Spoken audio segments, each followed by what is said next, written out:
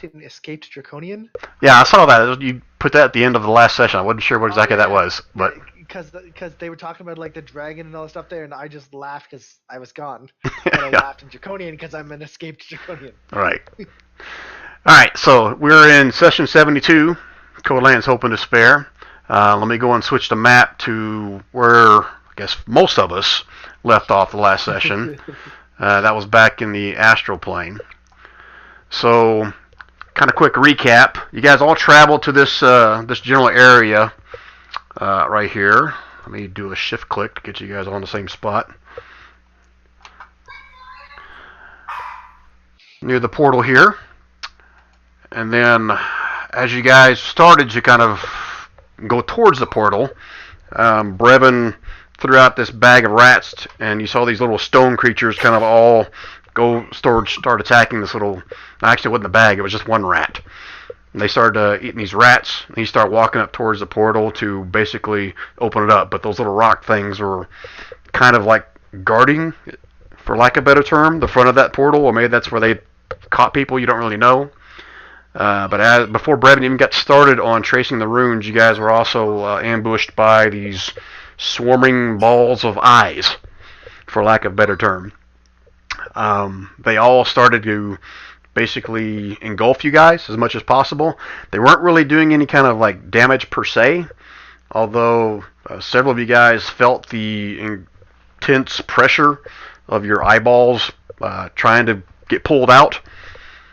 To which I think Toman and Twig were the two individuals that lost that battle, and both of them are now with one eyeball. Exactly. So we got a one-eyed ranger, and we got a one-eyed ranger/rogue. In the middle of that battle, you started getting some damage to him. Usul changed into a fire elemental and was basically getting everything big hugs and sizzling and popping all the eyeballs. And then basically a giant void dragon showed up out of nowhere, fried two of those swarming balls of eyeballs, and just kind of took a seat and started watching you guys, and a conversation ensued. The conversation led to pretty much the dragon saying you guys need to give him something. There was some negotiations back and forth. I think Silith was trying real hard at persuading the guy, but he pretty much succeeded in boring to death, maybe. I'm not sure. See who gave something up. So Sylvia lost a amulet of spell storing. Oh yeah, Dr. P gave away his potion of returning. Was there something else you guys gave up? I'm trying to remember. He wanted my amulet, my holy talisman at first, and I was like, peace out. Yep. So Silith got nervous and grabbed a hold of his necklace, and that got the dragon's attention, to which he pretty much told Silith to give him the necklace, and it was his symbol of Tymora, which led Silith to say peace out, and he cast some magic spell and teleported 3 of his compatriots, because the rest of them were either too far away or decided not to. I forget the exact reason why, but too far away. Too far away. So yeah, I thought I was close enough to more, but because it was in 3 dimensions and Sylvia had flown upwards, and Dr. P was like the other way, I couldn't reach them. So they popped back into Mucklestones, into the Cavers Guild, and the dragon got pissed off, and that's when Sylvia gave up her spell of storing, and then Brevin or someone else kind of calmed him down a little bit, and they had more of a conversation. I think the dragon shared with you guys that he'd been seeing an increase in the travelers from the plane of chaos, specifically the Slotty, and he's been feeling this imbalance between chaos and law. I think you guys talked briefly about the whole Yggdrasil tree, and I think the dragon said that it's been called many names, but she's not sure if that had anything to do with it, but the tree is supposed to be part of that balance as well, and maybe the two are tied together. Weren't really sure. After a few more conversations back and forth, the dragon pretty much disappeared, and as it disappeared, it let loose a little mote of light towards you guys. The dragon disappeared into the void, and then Twig went up and grabbed the mote of light. It exploded. He didn't lose any fingers. I'm a nice DM sometimes. Took some damage, but once the light subsided and your vision came back, there was this strange-looking Ankh talisman, or whatever you want to call it, kind of floating there where the little moat was. And I think Sylvia picked that up before you guys left. And then you guys talk back and forth on what you want to do next. And long story short, the group in Astral Plane decided to keep moving forward through the portal, do what they need to do, and then hopefully catch back up with the other guys somewhere. I'm not sure they even knew where you went. I don't think they would know because you didn't say anything. Oh, they're gone. We're gone. So, when we left off, Brevin started tracing the runes and telling you guys again about how once you get into this plane of limbo, you have to concentrate on the environment because you have no idea what's going to be on the other side of the portal. It could be a bunch of boulders, it could be fire, it could be water, it could be gusts of wind, it could be ice, you don't know, but you got to concentrate on your surroundings to kind of help control that so that you don't get swept up in it or damaged by it. Meanwhile, back in Mucklestones, everybody showed up in the middle of the, not in the middle of the floor, right next to a Tymora shrine within the Cavers Guild. Cavers Guild. In the Cavers Guild. Wasn't too crowded. There was a few people in there. Yep, the big fire elemental kind of caught the floor on fire, maybe the tops of some of the rafters since it is a small gnomish place, but everyone in there kind of freaked out and drew their bows and their crossbows, but Photius Undermound, the head of the Cavers Guild, recognized Toman's voice and basically told everybody to kind of back off, to which Usul finally switched back into his normal form. They stamped out a little bit of fire that was there, and then the crowd started asking kind of questions. Toman found out that the magic shop has these little eyeballs. They can potentially replace the one he's got. He met a couple little guys there actually at the Cavers Guild that lost their own eyeballs and popped them out when we're showing Toman, which Toman felt a little queasy about, as I recall. And from there, you guys decided to head out and try to find Jodell to figure out what to do next. Is that correct? Sounds pretty good. Okay, and it was around midnight, I think is what I told you guys when you headed outside, and you guys were heading towards the keep to try to find Jodell. Yes, we were. I think we were on the way. There's copies of our character sheets or our character tokens in the Astral Plane right now. Yeah, correct. But we have ones, I think, somewhere's in the other. Yep, I got you in the other map as well. I just put you here so that everyone's here can see what's going on. Yeah. Alright, so here's what I'm going to do. Everybody roll initiative, not for a fight, just so I can figure out which group goes first.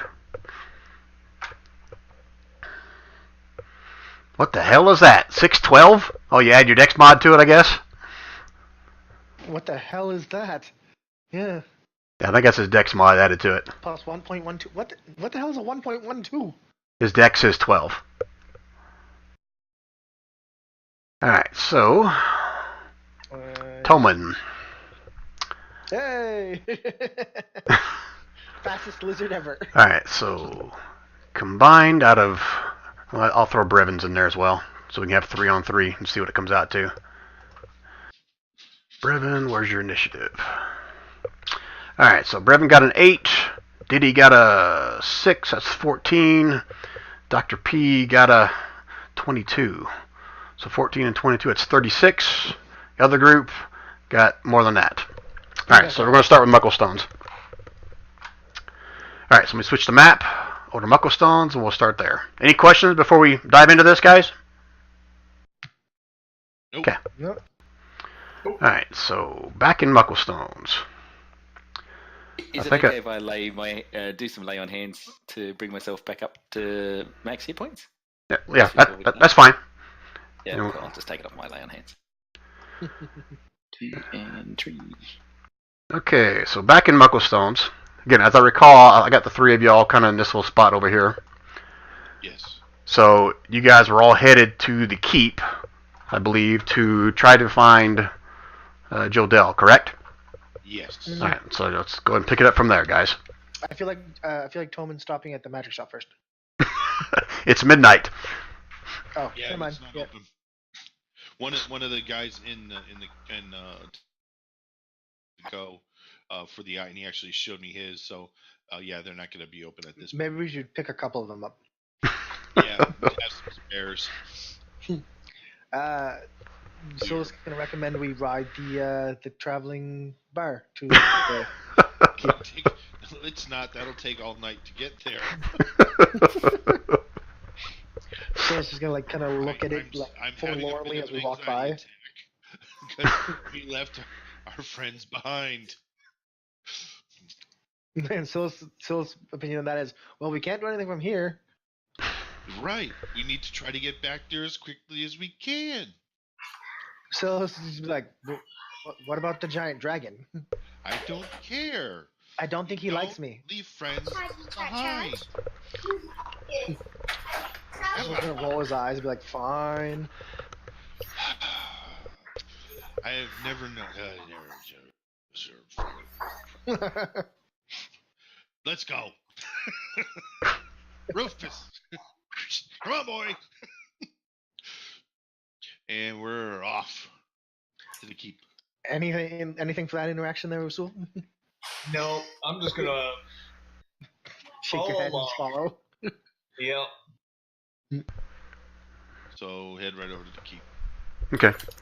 So as you guys make your way up to the keep, there's a couple guards that are on duty, a couple of bouncers. The Mucklestone bouncers, little gnome guys, and they greet you and they all recognize you, but they seem what surprised that you're back so soon. They knew you left on a mission. They weren't expecting you back so soon. And they go through a few questions. Where's the rest of the party? What happened? Why are you guys here? What's going on? Big dragon, very scary. Gotta go. We need to talk to the boss. Come on. And there's like, you're here for Kudwar? Yeah. Is Jodel still here? Cudwire and Jodel? And the guards kind of look at each other and says, well, we haven't seen Jodel this evening, but I'll go get Kudwar. Just wait right here. And the guard will run inside, and they had a little chit chat with the other guard still there. He's kind of looking at Toman's face and says, they got things for that down at Vexengest, right? Yeah. I heard. Okay. It's a thing. The ladies like it. Okay. And meanwhile, I'm scratching Rufus behind the ears very nervously. I'm very agitated and anxious. One-eyed fucking ranger. You're kidding me. I don't want to be a bard. I Class change. No, I wanted to be a ranger. No, can't be a one-eyed ranger. No. And so I'm kind of mumbling to myself as I'm petting Rufus, trying to calm my own nerves. So a few minutes pass, and the guard makes his way back, and he's got two people behind him. Both of them small in height, and you don't see Jodel, but you do see Kudwar and Gillard. The little gnome that you guys saved from Gillard's this guy right here with the big ears. That's Gillard right here. Got it. So they both come walking up behind you, and they're both in like their nightgowns, and Gillard's got a weird looking little gnome hat, kind of tilted to one side with a big furry ball on the end of it, rubbing his eyes. Says, what's going on? What are you guys doing back? You got to get us back. Get you back to where? To the plane. What happened? Somebody, as I glance over at Scylla, got nervous and transported us out. We need to get back to the party.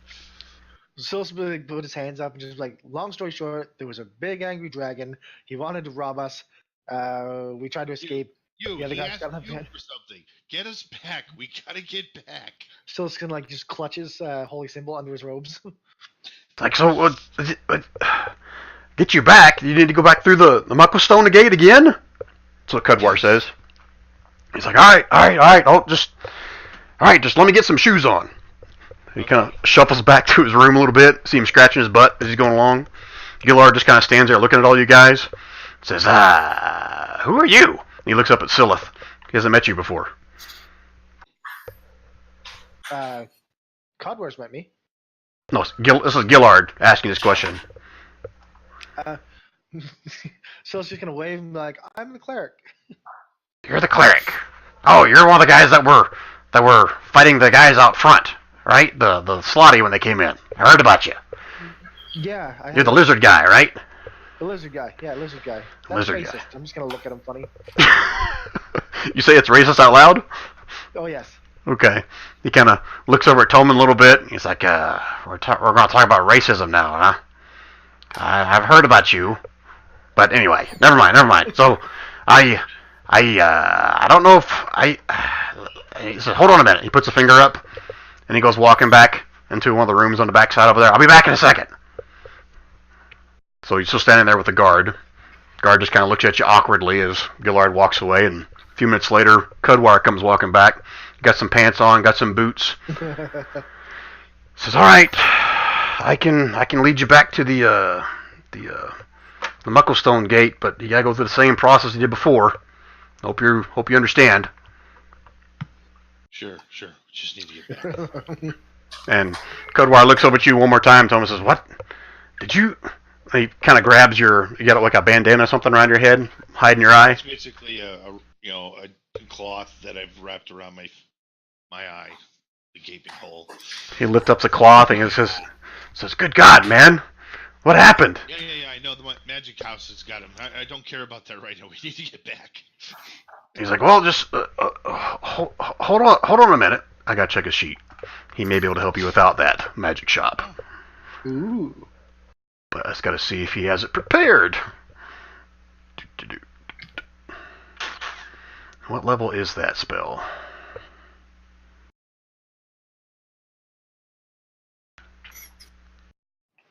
It'd be easier if I knew what level the spell was instead of reading through his regenerate.